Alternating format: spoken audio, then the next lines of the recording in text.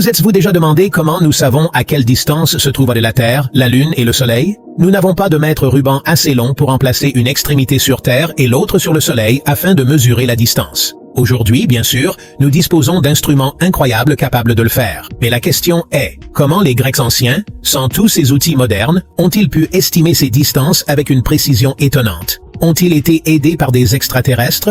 Découvrons-le ensemble. Même si les anciens penseurs grecs ne connaissaient pas tous ces détails, ils savaient une chose avec certitude. S'ils voulaient comprendre cet étrange univers dans lequel ils étaient nés, ils devaient d'abord comprendre ce qu'il en était de cet étrange rocher sur lequel ils se tenaient. Et en effet, tout ce qui concerne la mesure des distances dans l'univers commence par la découverte de la forme de la Terre. C'est en fait la partie la plus simple, mais à l'époque, les gens pensaient tous que la Terre était plate. Et oui, à première vue, quand on regarde autour de soi, tout semble plat. Mais comme je l'ai dit, c'est parce que nos sens nous trompent.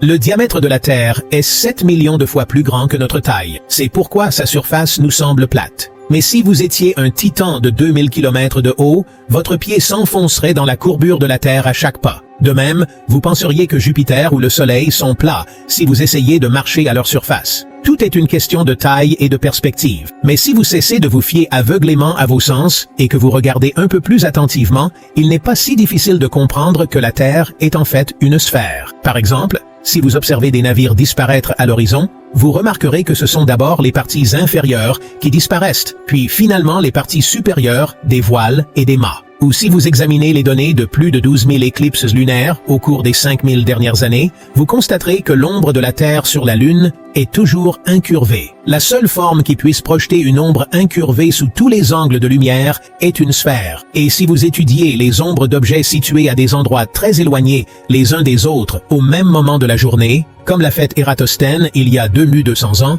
vous constaterez que les ombres à l'équateur sont plus courtes que les ombres des objets situés plus au nord ou au sud. Rassemblez tous ces éléments, réfléchissez un peu, et vous pourrez déterminer que la Terre est une sphère, le tout sans technologie moderne. Aujourd'hui, bien sûr, nous savons que toutes les autres planètes et étoiles sont sphériques, et qu'une masse suffisamment importante prendra toujours une forme sphérique sous l'effet de sa propre gravité. Ou vous savez que vous pouvez voir le coucher du soleil 2 fois si vous montez rapidement dans un immeuble de grande hauteur comme le Burj Khalifa, après que le soleil s'est déjà couché. Réfléchir à l'existence de différents fuseaux horaires, prendre l'avion et photographier l'horizon, se demander pourquoi les trajectoires de vol sont courbes, comprendre comment la gravité attire tous les objets vers un point central, et bien sûr voir les photos et les vidéos prises depuis l'espace par des dizaines de pays et d'entreprises privées, dont la Turquie, vous fera réaliser cette simple vérité. Si vous êtes toujours attaché à des faits alternatifs, si votre objectif est de troller, personne ne pourra vous convaincre de quoi que ce soit. La Terre est donc ronde, mais à quel point? Autrement dit, quel est son diamètre? Les Grecs ont également trouvé la réponse à cette question. Comme nous l'avons mentionné précédemment, Ératosthène savait que le Soleil était directement au zénith à Syène, aujourd'hui Assouan, en Égypte, à midi, le 21 juin, le jour que nous appelons aujourd'hui le solstice d'été. Il l'a confirmé en observant que le fond d'un puits profond à Assouan était entièrement éclairé, car si le soleil avait été à un angle, seul un côté du fond de ce puits profond aurait été éclairé. Mais tout le fond était brillamment éclairé. Pour le confirmer d'une autre manière, il a planté un long bâton dans le sol et a observé qu'il ne projetait aucune ombre, car le soleil était juste au-dessus de lui. Ératosthène savait également qu'au même moment, dans une autre ville d'Égypte, Alexandrie, située à environ 800 km au nord, le soleil n'était pas directement au-dessus, mais à un angle. Avec l'aide de ses assistants, il a planté un long bâton dans le sol et a calculé que l'ombre qu'il projetait formait un angle de 7 degrés par rapport à la verticale. Ces 7 degrés, soit environ un 50e de cercle, étaient dus à la courbure de la Terre entre Assouan et Alexandrie. Il ne lui restait plus qu'à utiliser la distance entre ces deux villes pour calculer la circonférence totale de la Terre. En utilisant les registres cadastraux de l'époque, Ératosthène a calculé que la distance entre Alexandrie et Assouan était de 5000 stades. Bien que la longueur exacte d'un stade ne soit pas connue avec précision, elle était d'environ 185 mètres en Grèce et d'environ 157,5 mètres en Égypte. Cela signifie que 5000 stades équivalent à 737,5 km ou 925 km, respectivement. Les deux valeurs sont très proches de la distance réelle entre les deux villes, qui est d'environ 800 km. Étant donné que les registres cadastraux ont été établis en Égypte, il serait plus précis d'utiliser 157,5 mètres pour un stade. Lorsqu'Ératosthène a multiplié cette longueur d'arc par 50 pour obtenir la circonférence totale, il a obtenu une circonférence de la Terre de 250 000 stades, soit 39,375 km. Aujourd'hui, si vous calculez la circonférence de la Terre le long d'un cercle passant par Assouan et Alexandrie,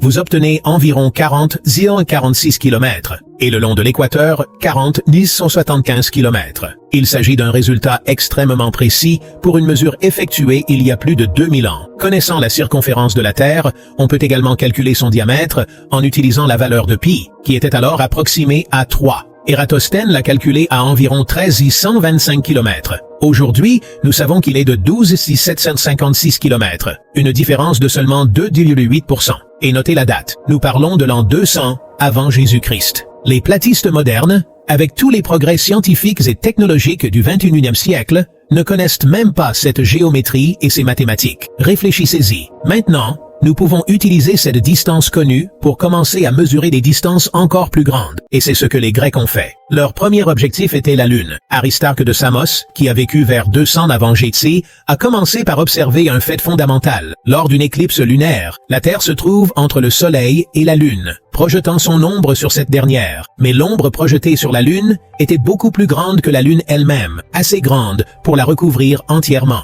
La seule explication était que le Soleil était beaucoup plus grand que la Terre et la Lune réunies. Pourtant, dans le ciel, la Lune et le Soleil semblaient avoir à peu près la même taille. Cela ne pouvait signifier qu'une seule chose. Le Soleil était proportionnellement plus éloigné de la Terre. Par conséquent, le Soleil apparaissait beaucoup plus petit qu'il ne l'était réellement. Tout comme une chaîne de montagnes au loin nous semble beaucoup plus petite. Ce fut une prise de conscience étonnante, car elle a conduit Aristarque à proposer un modèle dans lequel le Soleil est au centre, la Terre tournant autour de lui et la Lune tournant autour de la Terre, ce qui allait à l'encontre de la croyance populaire de son époque. Ce fut le premier pas concret que l'humanité ait franchi vers l'élaboration du véritable modèle du système solaire. Mais Aristarque ne s'est pas arrêté là. Cette fois, il a observé que lors d'une éclipse solaire, l'ombre de la Lune sur la Terre couvrait une très petite zone, ce qui suggérait que le Soleil était beaucoup plus grand et plus éloigné. Aristarque a utilisé cette observation pour déduire que le rétrécissement du cône d'ombre était dû au fait que les rayons du Soleil frappaient la Terre à un angle.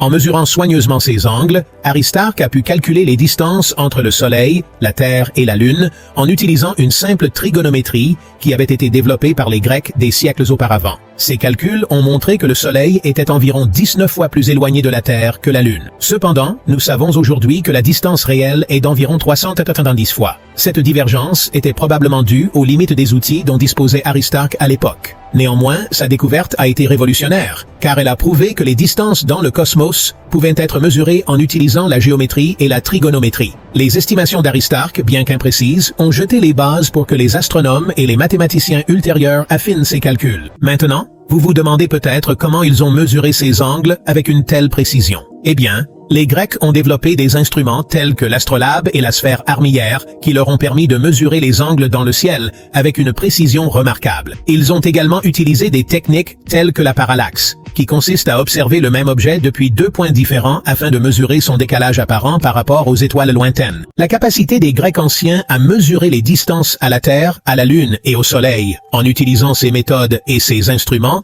a jeté les bases de l'astronomie moderne et de notre compréhension de l'univers. Leur travail a montré que grâce à une observation minutieuse, à un raisonnement logique et à des principes mathématiques, nous pouvons percer les mystères du cosmos, même sans l'aide d'une technologie de pointe.